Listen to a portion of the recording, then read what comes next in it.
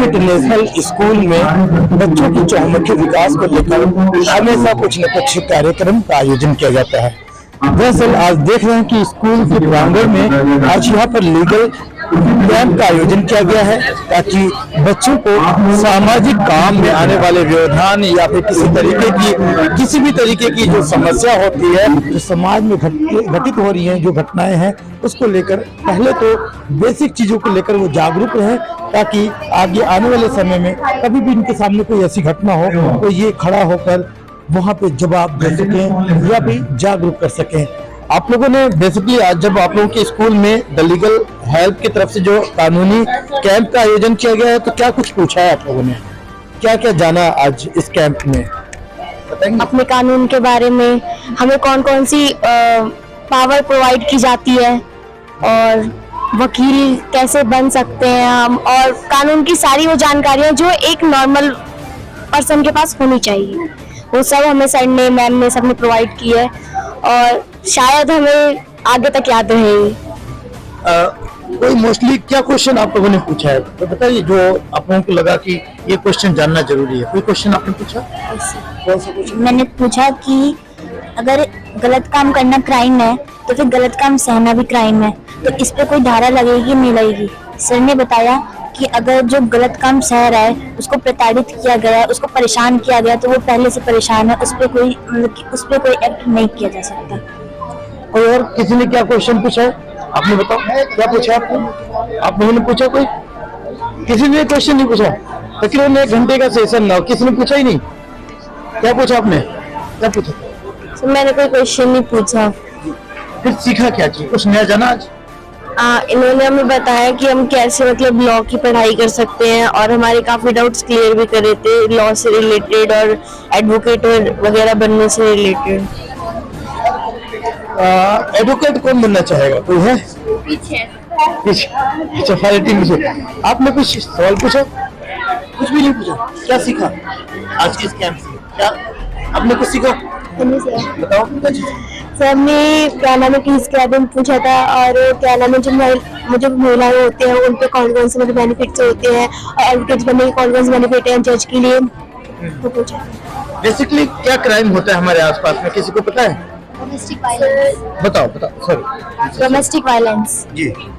तो उसके बारे में आपने क्वेश्चन किया? यस, मैम ने बताया कि अगर आपको कोई 14 सेकंड ज्यादा घूरता है तो आप उसके ऊपर 354 सेक्शन लगा सकते हैं, और अगर आपको कोई मतलब छेड़ता है या फिर आपके साथ हैरेसमेंट करता है तो आप उसके 354 IPC लगा सकते हैं धारा।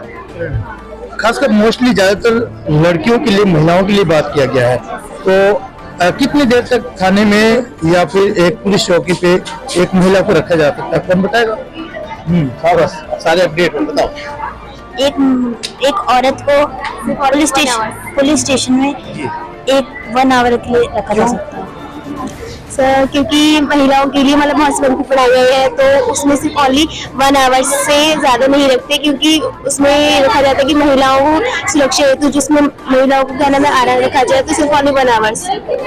अच्छा, आज के इस कैंप से आप लोगों को क्या बेनिफिट लगा, क्या बताओगे? क्या अच्छा लगा? कानून के बारे में कान चला कि हम किस जुर्म के मतलब हर जुर्म से रिलेटेड धाराओं के बारे में पता चला, गर्ल्स के सिक्योरिटी के बारे में पता चला कि अगर गर्ल्स के साथ अगर कोई छेड़छाड़ होती है तो कौन सी धारा लगती है, या फिर कोई 14 मिनट तक लड़कियों को घूर कर देखता है तो कौन सी धारा लगती है, हमें धाराओं के बारे में पता चला है। आप बताओ क्या कह रहे थे? आज हमें ये पता चला वकील कैसे बन सकते हैं, जज कैसे बन सकते हैं, कैसी किसकी पढ़ाई है, जिसको इंटरेस्ट है वो कर सकता है, और कानून के बारे में हमारी गवर्नमेंट भी चाहती है कि बच्चे अवेयर हों, इसलिए महिला एवं बाल विकास परिषद और हंस वाहिनी के कंबाइन के साथ हमने जो नव्यम इंटरनेशनल के स्कूल के जो चेयरमैन साहब हैं उनसे रिक्वेस्ट करके कैंप अरेंज कराया था।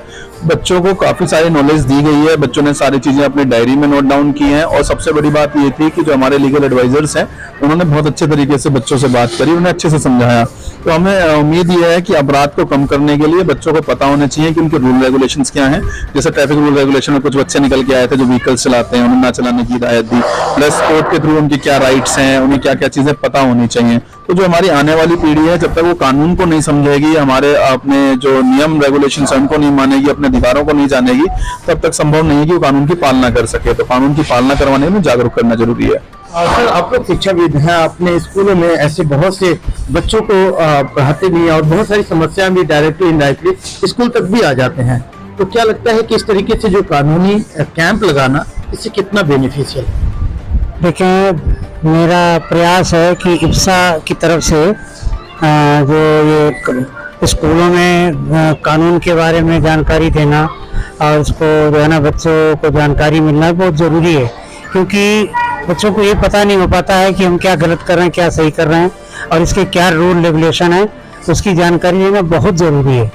इससे जो है ना बच्चे अपने को जो है ना समझ पाएंगे, सोच पाएंगे कि हमें कैसे कार्य करना चाहिए। सर क्या कहेंगे, मोस्टली जब लंबे समय दिया आप लोगों ने बच्चों को इंटरेक्ट होते हुए देखा वकीलों के साथ में जो आए हुए हैं, तो लगता है कि बच्चे इससे उनके कानून की कुछ ज्ञान भी होगा शिक्षा के साथ साथ?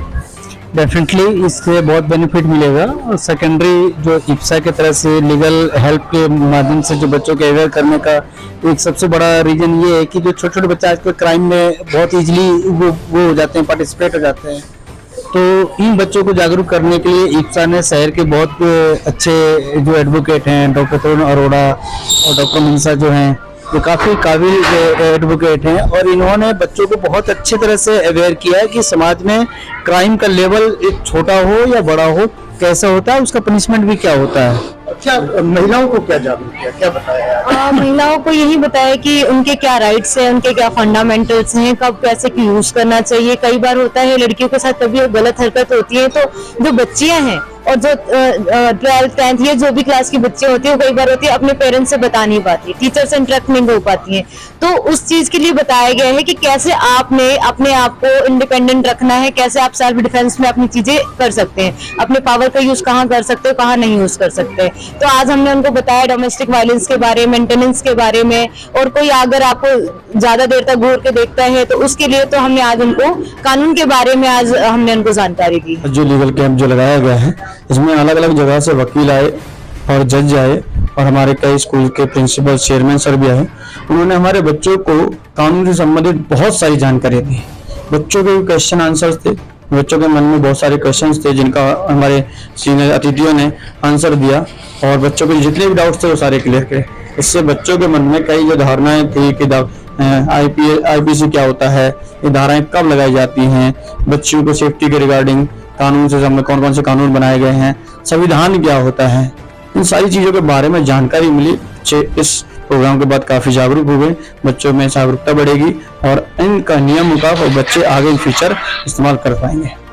अपडेट आप लोग करते रहते हैं, कुछ न कुछ यहाँ नगर स्कूल में देखे तो एक्टिविटीज होते रहती हैं, लेकिन ये एक्टिविटी पूरी तरीके से देखा जाए तो हमारे सामाजिक परिवेश में घटने वाली घटनाओं को लेकर के उस पर आधारित है, तो इससे कितना लगता है कि कुछ सुधार आने की चांसेस है?